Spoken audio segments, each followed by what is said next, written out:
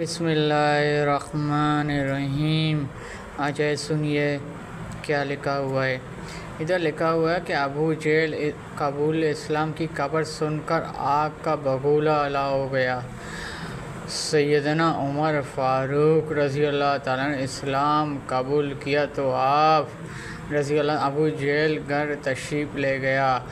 ابو جہل نے آپ رضی اللہ کو دیکھ کر کہا، اے بانجی کیسے آئے ہوئے؟ آپ نے فرمایا، میں تمہیں بتانے آیا ہوں، میں نے اسلام قبول کر لیا ہے، اور اگر تم نے حضور صلی اللہ علیہ وسلم کے بارے کچھ غلط کیا تو کہا تو مجھ سے برا کچھ نہ ہوگا۔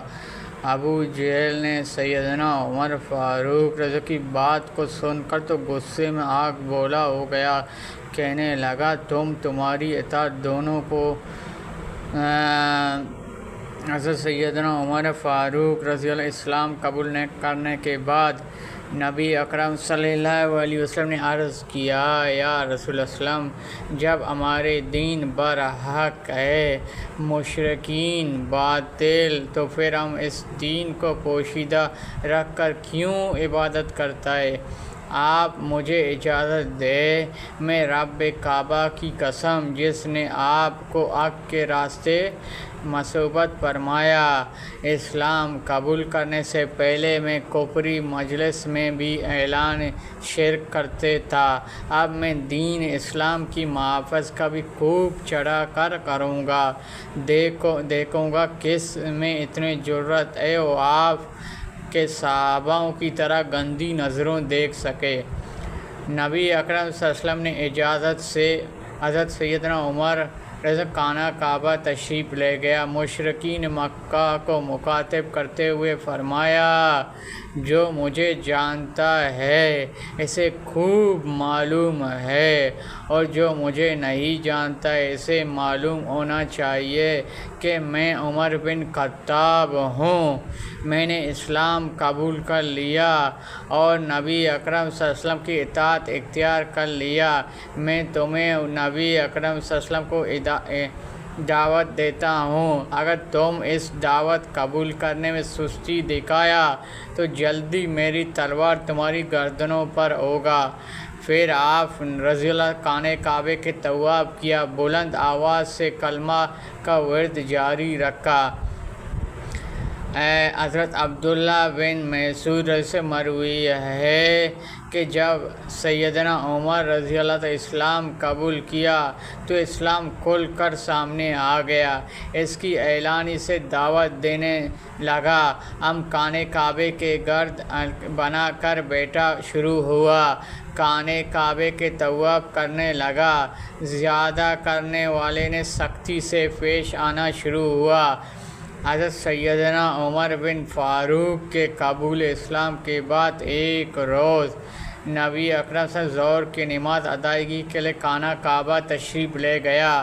نبی اکرم صلی اللہ علیہ وسلم کی دائیں جانب سیدنا ابو بکر صدیق، بائیں جانب حضرت حمزہ صدیق رضی اللہ عنہ، حضرت علی رضی اللہ، سب سے آگے حضرت عمر رضی اللہ فاروق تھا۔ تو حضور صلی اللہ علیہ وسلم ان صحابہ کی پیرے خانہ کعبے پہنچا تو نماز ظہر ادا فرمایا، تو سیدنا عمر کے قبول اسلام سے حضور خانہ کعبہ کو نماز کی ادائیگی کو دیکھ کر مشرکین مکہ آگ بگولا ہوا، مگر سیدنا حمزہ سیدنا عمر رضی اللہ عنہ کے رتب کی وجہ سے کچھ نہ کر سکا۔ حضور صلی اللہ علیہ وسلم سے جانب یہ مدینہ کا جانب اجازت دیا گیا۔ سیدنا عمر بن فاروق واحد شخص تھا جنہوں نے اعلان جنگ ہجرت کیا تھا۔ سیدنا علی رضی سے مروی ہے، فرمایا، ہم میں سے کوئی بھی ایسی نہیں سوائے عمر جس نے اعلان ہجرت ہوا۔ آپ نے ہجرت سے پہلے خانہ کعبہ تشریف لے گیا، تلوار نیام سے نکال کر پھر بیت اللہ شریف کے طواف کیا، مقام ابراہیم پر 2 رکعت نماز ادا کی، پھر سرداروں قریش کے پاس گیا، ان کے مخاطب کرتے ہوئے فرمایا، تم میں سے کوئی ایسی ہے جو اپنی شکل शक्ल खराब करना चाहता है। तुम में से कोई है जो अपनी माँ को बे औलाद करना चाहता है। तुम में से कोई है जो अपने औलाद को यतीम करना चाहता है। तुम में से कोई है जो अपनी बीवी को बेवा करना चाहता है। अगर किसी का इरादा है तो मेरी मुकाबले में आओ। सैयदना अली रज़ी अल्लाह तआला फरमाया, कुरैश के तमाम सरदारें उमर रज़ी अल्लाह तकरीब सुनकर घबराने लगा। किसी को इतने ज़रूरत ना हुआ आपके रास्ते रोके। सैयदना उमर फ़ारूक मदीने मुनव्वरे में दाखिल हुआ, कुबा में क़याम किया, जहाँ आप सल्लम की खानदान और लोग जो मुसलमान हो चुका थे। और आप सल्लम आप से उनसे मिला, फिर सबसे हमदर्द मदीना में दाखिल हुआ। नबी अकरम से मदीने मुनव्वरे आने के बाद मुहाजिरीन अंसारी भाईचारे का रिश्ता कायम किया।